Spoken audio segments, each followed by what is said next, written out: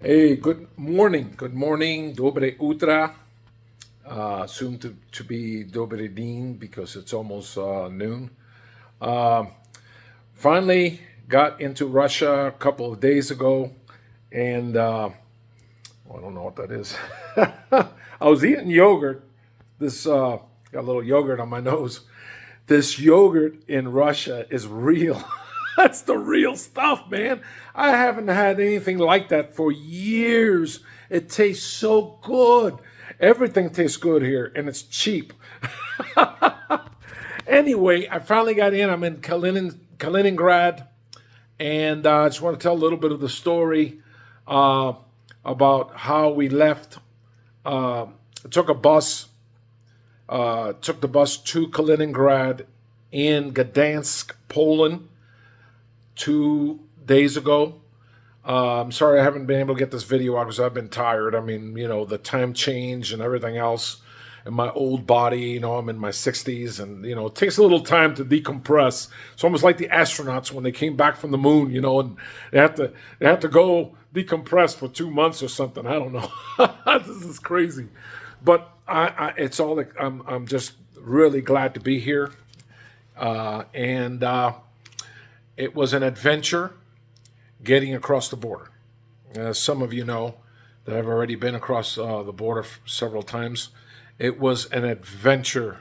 So we got on the bus, from it's about 2 hours um, from Gdansk, Poland, to the border, to the Russian border with Kaliningrad Oblast, and I've crossed into Mexico. I've crossed into Canada. I've never been overseas, and I don't know if this is normal, but when we got to the border, of course, you go through the Polish checkpoint first, and then probably 100 meters further is the Russian checkpoint. And this was like a scene from World War II or the Cold War. The Cold War from the 1980s, 1970s.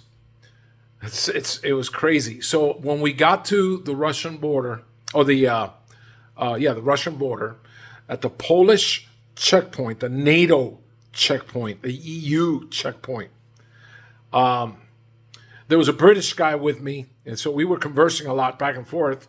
And then there was a Spaniard with his Russian wife that I got to know real well because I speak Spanish. Ya говорю испанский. And so so we got to talking, and this Spaniard was, the Brit, the UK guy, was a little nervous because going through the border, he was a little nervous about, but he wasn't nervous about the Russians necessarily. He was nervous about the Polish guards, the Poles. He was very nervous about them. Then he showed me how when we got to the border, there was a line of cars, a long line of cars trying to get in, and he said, "You see, the Polish government is forcing them, or the Polish border guards are forcing them to wait, and they're going to be there a long time. There's just you sit here and you move when we tell you to. It's almost like boot camp. Remember we used to? I mean, I don't know if anybody been in the military. The boot camp, just stand there until I get tired, or they put you in a weird position, like doing push-ups, and say you just stay there till I get tired.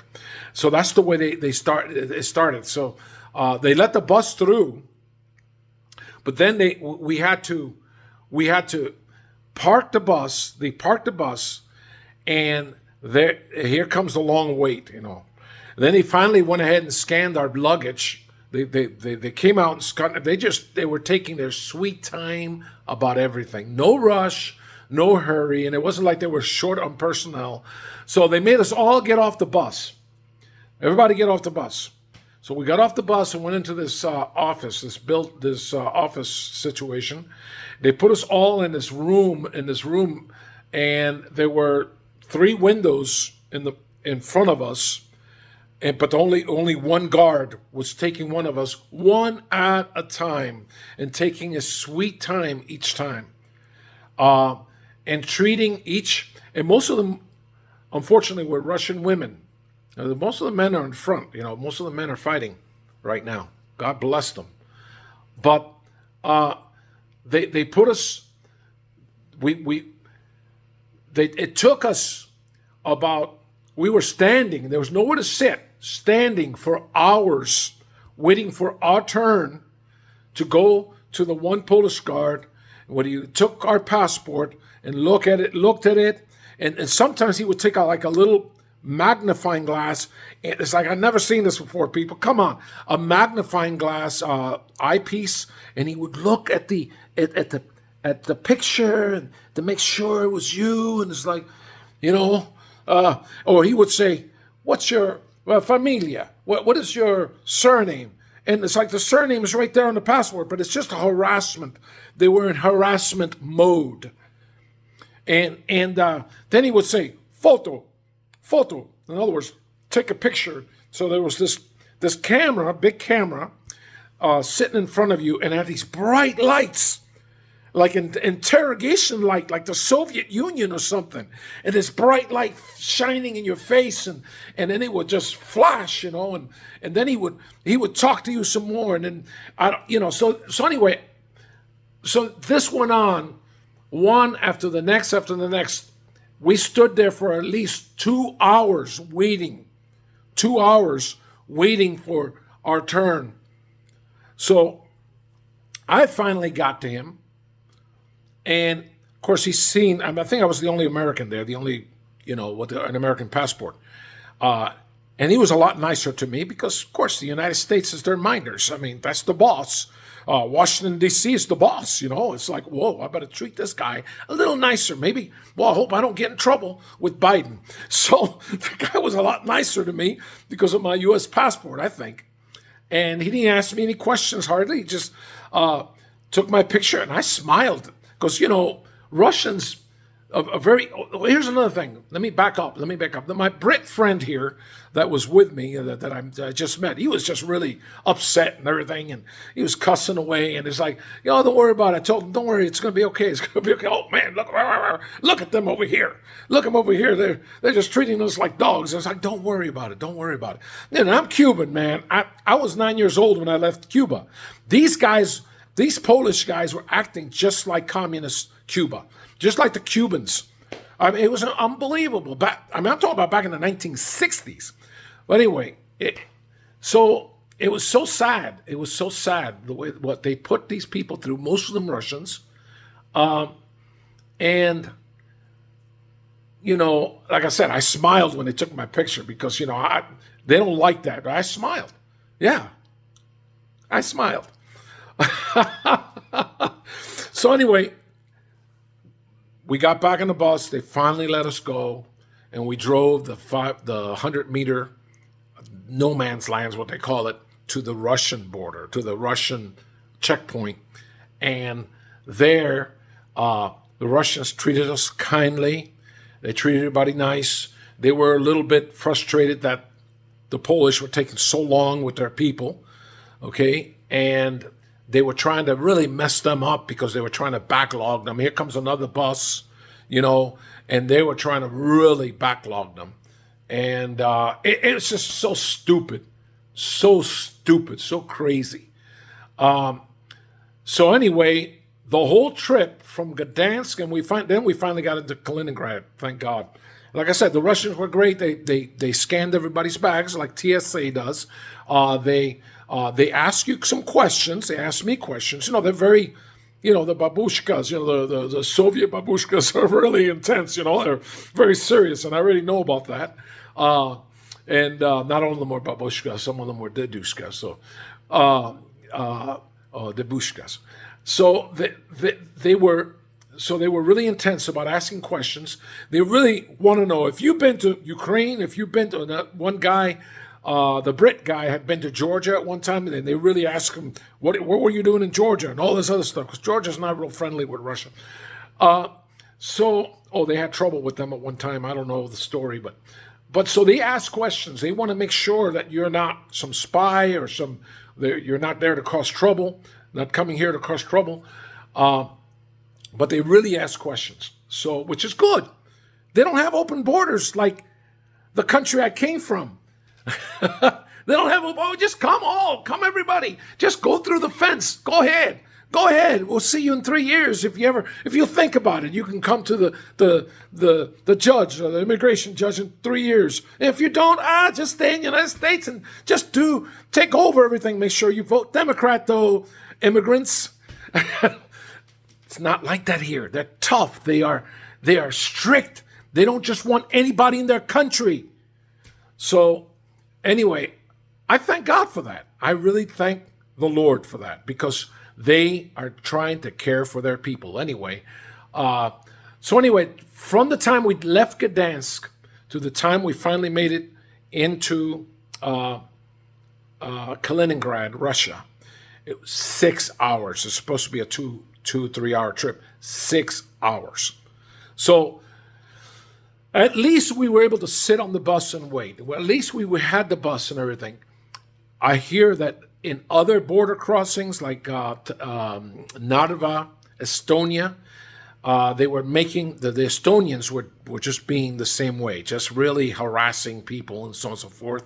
And they made people wait in the hot sun, because there you have to walk across the border, in the hot sun for hours. And probably now in the winter, when it gets colder, in the cold, they don't care.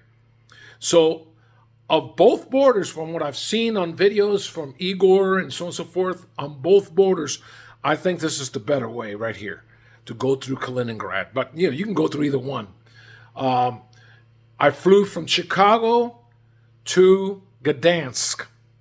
Chicago O'Hare to Gdansk on Scandinavian Airlines. Got to Copenhagen first. And the Copenhagen airport is not the greatest. It's expensive as anything in there. I mean, you buy a hamburger, it costs you $20.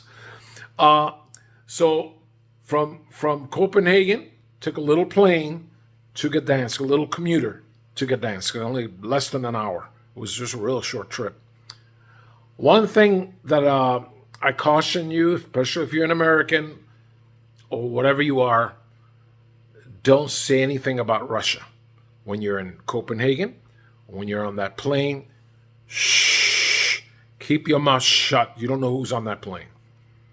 Keep your mouth shut. Then, I took a cab in. Yeah, this is intense. I took a cab at the airport to take me to the hotel in Gdansk, because I spent the night in Gdansk.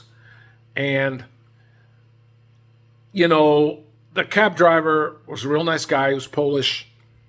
But then we got into the conversation. I don't know how it got there, but we got to the conversation about,